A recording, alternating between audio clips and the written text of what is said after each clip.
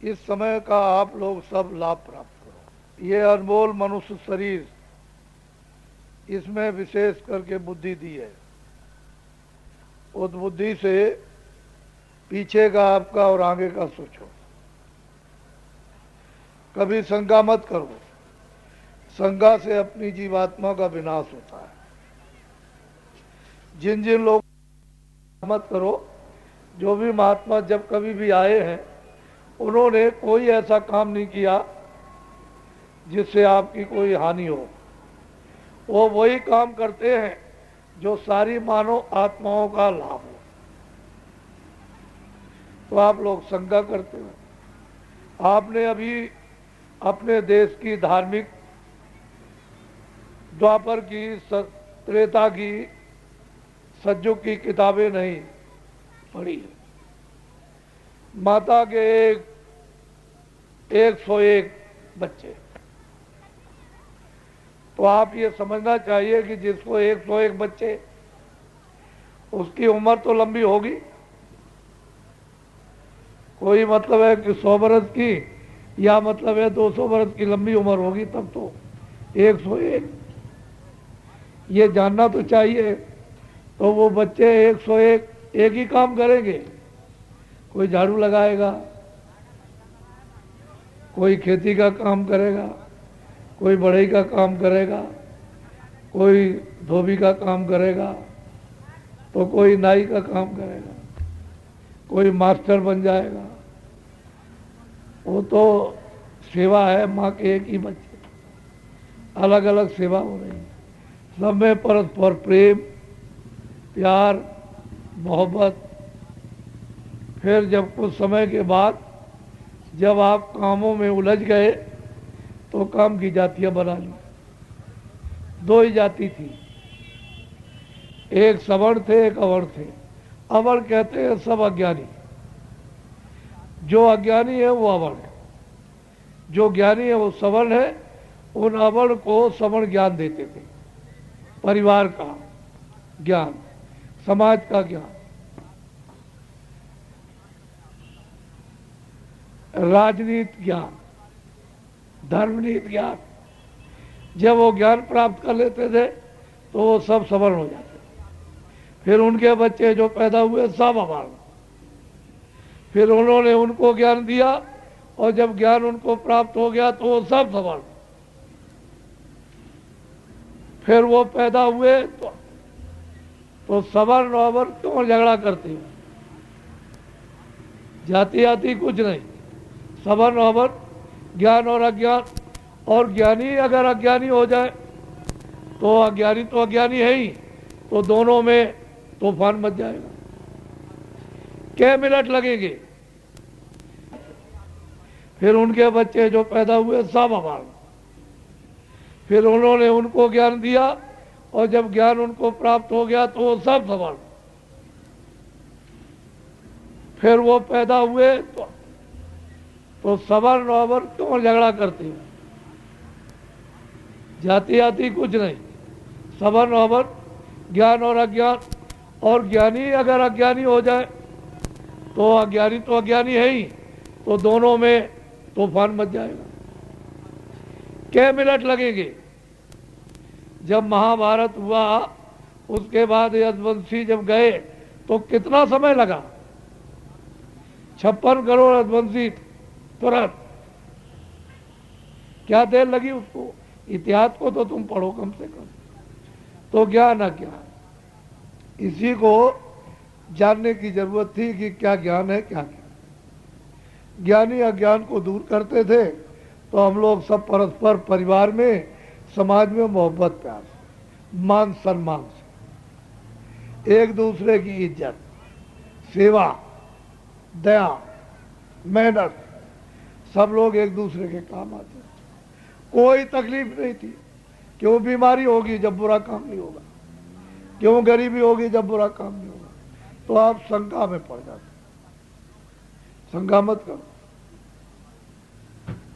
विष्णु भगवान के 1000 नाम, या ऐसे कहो कि किताबें झूठी है। उन्हीं किताबों में लिखा है जिसमें 1000 नाम, उसी में लिखा है कि भगवान के अनंतों नाम। तो आप शंका क्यों करते? सब लोग प्रेम से बोलो, जय गुरुदेव, जय गुरुदेव,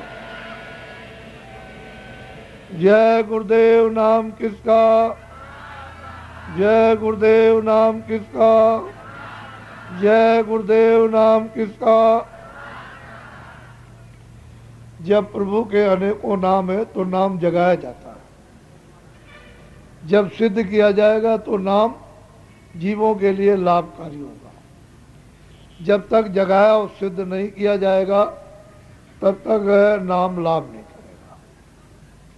अपनी अपनी जगह पर नाम तो सही है और अपने अपने वक्त के ठीक है, लेकिन अब नाम जगाया जाए। नाम सतयुग में, नाम त्रेता में, नाम द्वापर में, नाम कलयुग। जिन जिन लोगों ने जगाया वो मानव आत्माओं का उन्होंने लाभ दिया। नहीं जगाया तो कोई नाम लाभ नहीं होगा। तो आप तो अब एक प्रार्थना कर लो, अभी टाइम है। पहले मैं बोलूंगा, सब लोग एक साथ बोलना। आगे पीछे बच्चे बच्चियां नहीं बोलेगी। पहले मैं बोलूंगा, उसके बाद सब एक साथ बोलना। कोई आगे पीछे बोले तो मिला लेना आवाज को, एक साथ बोलना। सतगुरु सतनाम तुमको लाखों प्रणाम।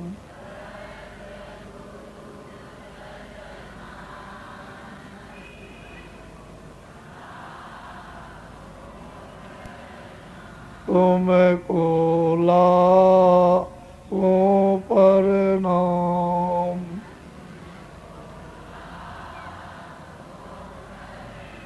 कोटिन सूरज चांद सितारे,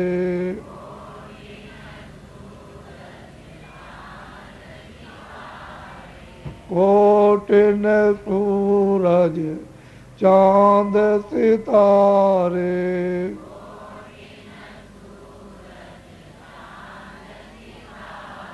रोम रोम में करें उजारे,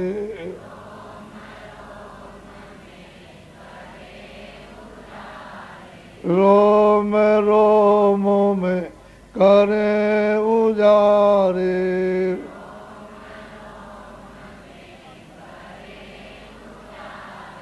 सतपुरुष करतार तुमको लाखों प्रणाम।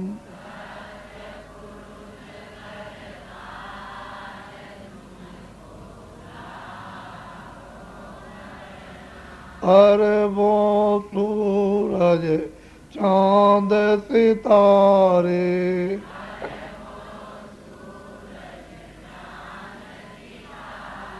अरबों सूरज चांद सितारे,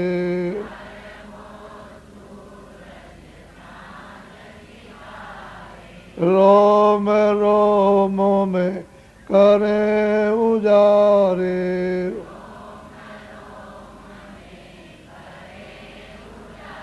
रोम रोम में करें उजारे।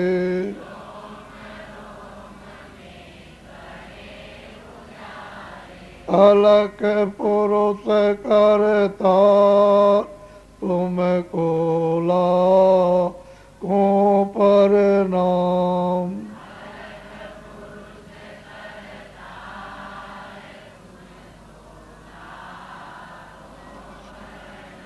खरबों सूरज चांद सितारे,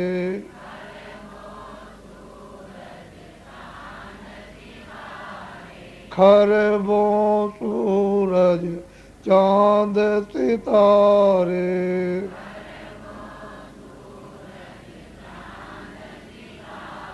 रोम रोम में करे उजारे,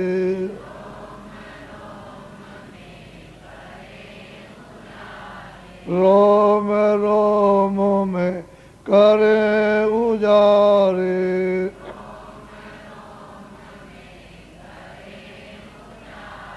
अगम पुरुष कर तार, तुमको लाखों प्रणाम।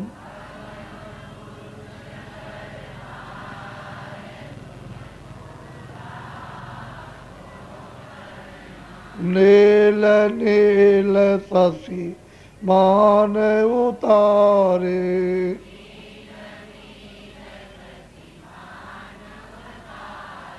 नील नील शशि मान उतारे,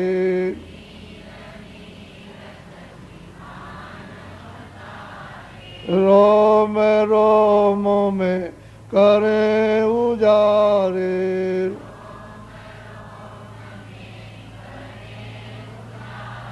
रोम रोम में करे उजारे,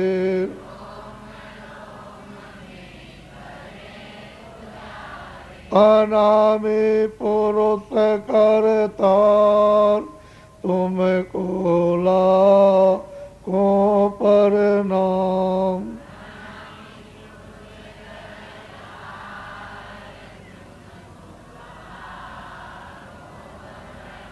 अनामी पुरुष करतार, तुमको लाखों प्रणाम।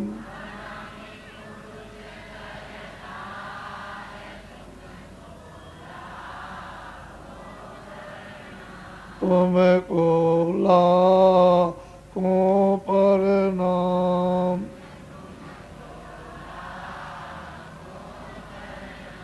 तुमको लाखों प्रणाम। बच्चे और बच्चियों,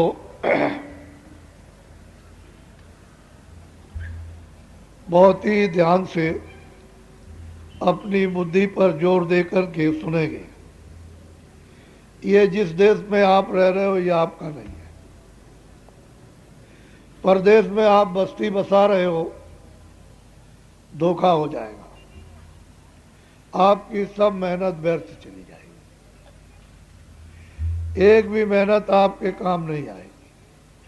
ये अनमोल मनुष्य शरीर थोड़े दिन के लिए उसने आपको दिया है, ये उसकी बेशकीमती दी हुई धरोहर उसने पाक साफ निर्मल और पवित्र दिया है। और उसने ये कहा कि कितने सतयुग त्रेता द्वापर कलयुग बीत गए, अनेकों जन्मों युगों के पुण्य सेवा तपस्या का फल ये जो जमा हो गया है, अब कि मैं तुमको ये अनमोल मनुष्य शरीर देता हूं। तुमको इस मनुष्य शरीर में ऊंचे स्थान पर, हाईएस्ट स्टेज पर मैं जीवात्मा को बैठाए देता हूं। अब की बार मेरे दिए हुए मकान के द्वारा तुम अपनी जीवात्मा को जगा लेना और इसको वापस घर में, अपने देश में, अपने घर में, अपने पिता के पास पहुंचा देना। मैं तुमको ये किराए पर ये बेशकीमती जिसमें यानी अनमोल मकान मनुष्य शरीर तुमको देता हूं, ये आपको किराए पर मिला है। अब आप यहाँ बस्ती बसा रहे हो तो आपकी मेहनत और धोखा हो जाएगा। तुमने इतनी मेहनत की है, काश्तकारों ने, दुकानदारों ने, दफ्तर वालों ने, हर मनुष्य ने, हर इंसान ने इतनी मेहनत की है उसने जी तोड़कर कि हमको सुख मिल जाए, हमको शांति मिल जाए, हमको आराम मिल जाए, हमको आनंद मिल जाए, हमको मकान के द्वारा, हमको सामान के द्वारा, हमको खाने के द्वारा, हमको देखने के द्वारा, हमको सुनने के द्वारा, हमको बोलने के द्वारा मिल जाए। सोने चांदी इकट्ठा करने पर, राजपाट मिलने पर, ये वो मिलने पर आपने जो मेहनत की है वो बहुत शरीर से कठिन मेहनत की, पर आपने कभी ये सोचा है कि मिला क्या आपको? दुख, तकलीफ, पीड़ा, दर्द, अशांति, झगड़ा, झूठ, छल, कपट, फरेब, बेईमानी, चोरी, हिंसा, कुदृष्टि, ये आपको ये चीज़ें मिली। इससे आपका जनजीवन परिवार में, समाज में, देश में अस्त व्यस्त और अशांत हो गया। तो ऐसा मालूम होता है कि आपकी मेहनत बेकार चली गई। जिस लक्ष्य और उद्देश्य के लिए जो आपने मेहनत की थी वो तो कुछ नहीं मिला। ऐसा क्यों हुआ कि आपने किसी फकीर, किसी महान आत्मा जानकार से ये पूछ करके अगर मेहनत की होती, खेती की, दुकान की, दफ्तर की, और आपने मतलब यह है मजदूरी की, तो आपकी मेहनत सफल हो जाती। तो आपको शारीरिक, मानसिक, परिवार की, बच्चों की, ये आपको शांति, सुख, आराम और क्षणिक का आनंद मिल जाता, वो सब चला गया आपका। तो आपको कोई मिला नहीं, आपने किसी से पूछा नहीं। पहले लोग पूछ करके मेहनत करते थे। तो मैं ये बताना चाहता हूँ आपको कि ये जो कुछ दिखाई दे रहा, दोनों आंखों से देख रहे हो, कान से सुन रहे हो, बुद्धि से विचार कर रहे हो, मन इनमें अपना संकल्प विकल्प कर रहा, चित्त निश्चय अनिश्चय, ये क्या है? ये छाया है। और ये क्या है जो देख रहे हो? ये पंच भौतिक है, छाया, यानी 5 तत्वों का ये शरीर है, ये भी छाया। इसमें कौन बैठा हुआ है? वो जीवात्मा और रूह, उसका नूर यानी भगवान का चेतन अंश इसमें बंद है। तो इसलिए इसको कहते हैं जड़ चेतन, जड़ और चेतन।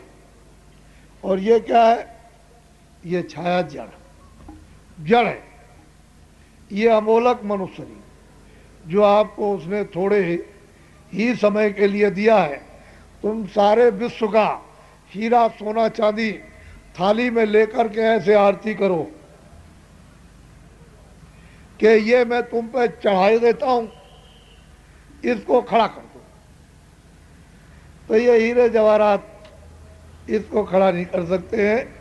ये अनमोल मनुष्य शरीर जो आपको किराए पर, ये अमोलक है, बेशकीमती है।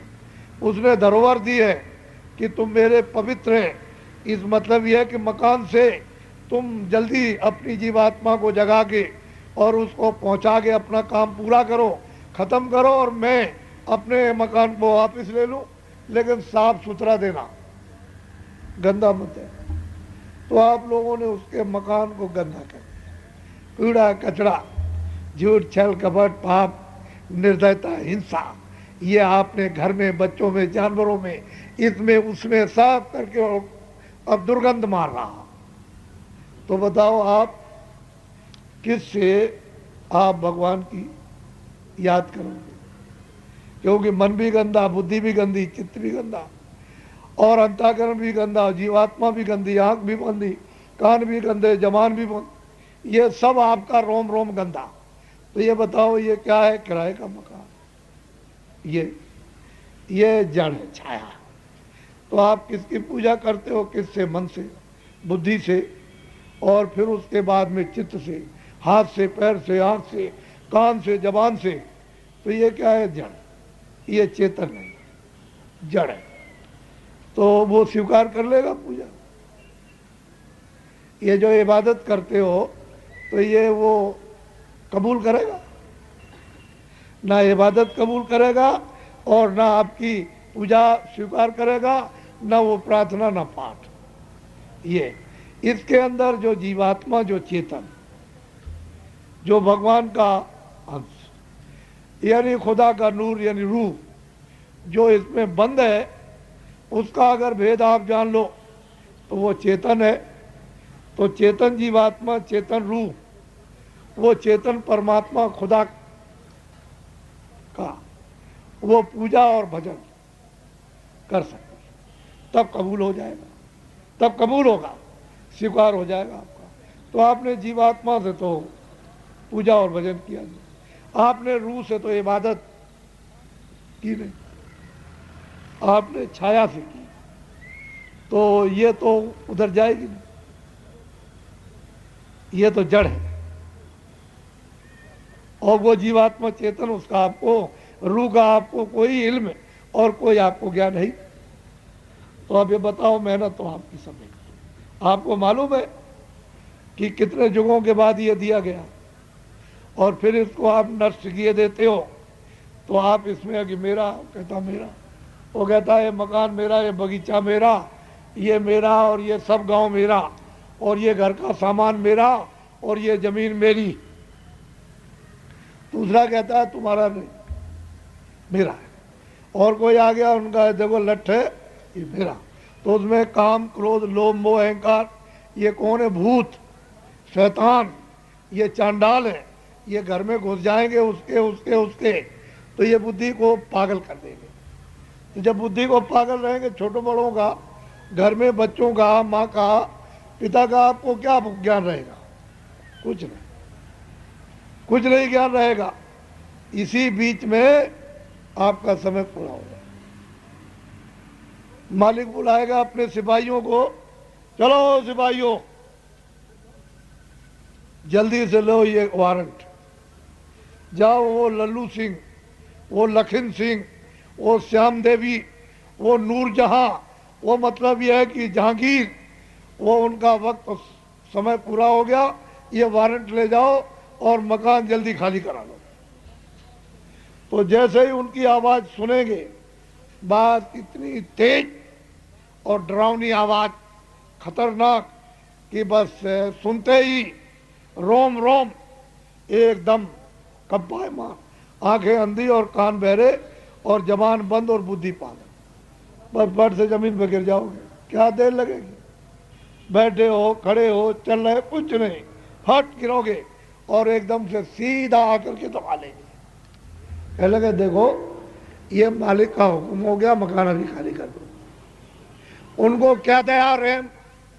क्या करेंगे? मन को, बुद्धि को, चित्त को, प्राणों को और जीवात्मा को, यानी रूह को, इस जिस्म से, इस मनुष्य मकान से किराए के फौरन क्षणों में निकाल बाहर कर देंगे। ये आपका जमीन पर गिर जाए। अब आप इसी को समझ लो, ये गिर गया, अब ये जड़ है।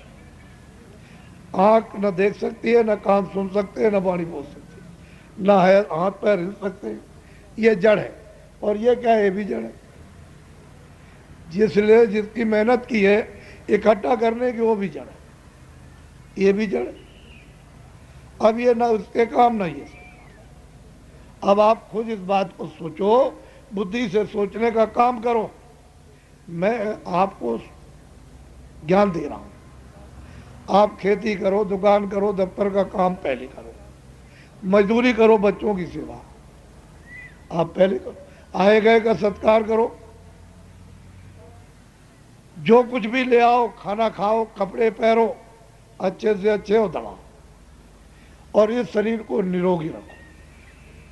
समझ लो उसको अच्छी तरह से। इसलिए निरोगी रखो कि इसमें जीवात्मा बैठी, उसे जगाना। अगर रोगग्रस्त हो जाएगी तो आप जीवात्मा को जगा नहीं सकते, तो उसको जगाना है। कोई खाना मना नहीं कर रहा है, खेती, दुकान, दफ्तर का काम कोई मना नहीं, बाल बच्चों की सेवा मना नहीं। इतना आपको जानना है कि ये जो मेहनत करके जमा किया, ये इसके लिए, ये इस किराए के मकान मनुष्य शरीर के लिए जो अनमोल है, इसके लिए। ये सामान जीवात्मा के जरा सा भी, जर्रे भर भी काम में नहीं आएगा।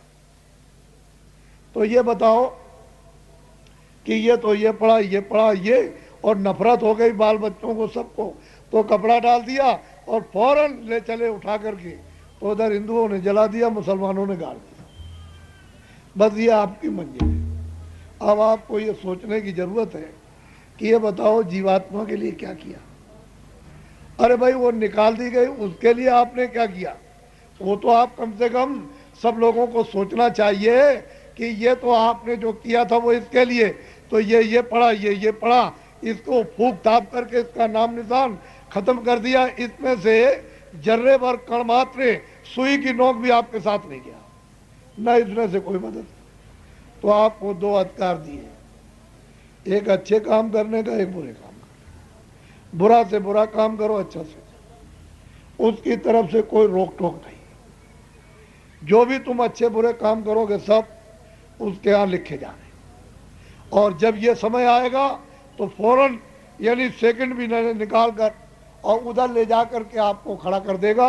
वो मजिस्ट्रेट है, वो पूछेगा कि जमीन पर, इस धरती पर यानी कितने गुनाह किए और कितने नेक काम किए, कितने पाप कर्म किए, कितने पुण्य किए।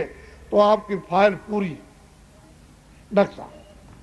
तो आपने 50 वर्ष में, 60 वर्ष में, 70 वर्ष में जो कुछ भी आपने किया है, नाक काटे, कान काटे, आदमी के, जानवर के, पशु के, चोरी किए, झूठ बोला, धोखा दिया, बेईमानी की है, डकैती डाली, पूजा की है, इबादत किया है, भूखे को दिया है, किसी बीमार को दवा दी, वो सब वहाँ लिखा। अच्छा मेरा, लेकिन एक बात यह है कि कपड़ा को धो डालो या धो भी दो दे और तारकोल में बोर दो तो उसका तो अस्तित्व खत्म हो जाए। तो जब आप पुण्य करोगे और ऊपर से पाप उस पर लादोगे तो पुण्य का अस्तित्व और उसका असर खत्म हो गया। तो आपका तो पुण्य कुछ रह नहीं गया, सब खत्म हो गया। वही पुण्य पाप में परिणत हो गया। तो उधर में वो हिसाब कर देगा 1 मिनट, 2 मिनट नहीं लगते। चलो सिपाहियों, इसने जमीन पर रह करके इसको बताया गया था ये अच्छा और ये बुरा, इसको आज़ादी अधिकार दिया था, तो इसने महात्मा की, रामायण की, गीता की, कुरान की, पुराण की, बाइबिल की, वेदों की एक बात को नहीं माना इसने। चलो इसको ले जाओ उस नाम वाले नरक में। तो नरक अनेक है, 1-2 नरक तो है नहीं। पहले तो ये 4 खाने, 84 लच्छियोनियाँ, अनेक नरक। जाओ 75 लाख बरस तक तो इसको काटो और 1 करोड़ बरस तक इसको जलाओ। तो आपके तो कितने सतयुग और त्रेता और द्वापर कलयुग बीत जाएंगे। ये मनुष्य तो बच्चा मिलने वाला है तबाह। फिर वो किसको क्या कहते हैं, फरिश्ते, जमदूत को तो आपने देखे नहीं, कितनी कुटाई और पिटाई, इतनी सख्त सजा देते हैं। तो ये तो 2 दिन की चांदनी, फिर अंधेरी रात। तो खेती करो, घर बार नहीं छोड़ो, पहले खेती, दुकान, दफ्तर का काम। कैसे करो? ईमानदारी, मेहनत से। अब समझ लो, जो अभी तक किया है वो तो किया, उसकी माफी करा लो। ईमानदारी, मेहनत घर में, पति और पत्नी में, पिता पुत्र में, भाइयों भाइयों में, दफ्तर में, दुकान में और खेती में। मान लो ईमानदारी, मेहनत, तुम मेहनत करते हो तो उसका मुनाफा ले लो। एक मन में 20 रुपए लेना, तो निश्चित निर्धारित कर लो कि मुझे एक मन में, यानी मतलब यह है कि 20 रुपए लेना है, मुझे खराब नहीं देना, अपनी मेहनत की मजदूरी ले। 20 रुपए मुनाफा का बाल बच्चों के लिए यानी सेवा के लिए, आप, ये ईमानदारी आपकी। लेकिन आपने खराब मिला दिया और 50 ले लिए, ये बेईमानी है। तो कहते हैं खेती करो, दुकान करो, दफ्तर का काम करो, ईमानदारी, मेहनत से। शाम को बच्चों की सेवा करो। कौन मना करता? कोई आपको फकीर बनाने आया? मैं तो कोई घर बार छुड़ाने थोड़ी आया हूँ, मैं तो ये बताने आया हूँ तुमको रहना कैसे है। तो सेवा करो, आए गए का सत्कार। फिर जब आपके पास कोई काम ना हो, तो जब चारपाई पर सोने जाओ तो सोने के पहले 15 मिनट तुम समय दे दो इस मनुष्य रूपी मंदिर में अपनी उस चेतन जीवात्मा से 15 मिनट उस चेतन भगवान का सच्चा भजन। मुसलमान जिस्मानी मस्जिद में अपनी उस मतलब नूरानी उस रूह से, उस मतलब यह है कि सच्चे खुदा की इबादत। कुछ क्या बात है, सीधा काम करो, टेढ़ा क्यों करते हो? कलयुग में तो आसान, सहज है, सुलभ है। लेकिन तुम सतयुग और त्रेता और द्वापर का साधन करोगे, कलयुग में मिलेगा क्या? कुछ नहीं। कलयुग का साधन कर लो तो जल्दी से मनुष्य मंदिर में जीवात्मा जाग जाए और अपना रास्ता पकड़ ले। ये तो एक रास्ते से आई और एक रास्ते से वापस जाएगी। तुमने यहाँ तूफान मचा रखा है, इसको काटो, उसको मारो, उसको लूटो, उसको जलाओ, दुकान जला दो, कारखाना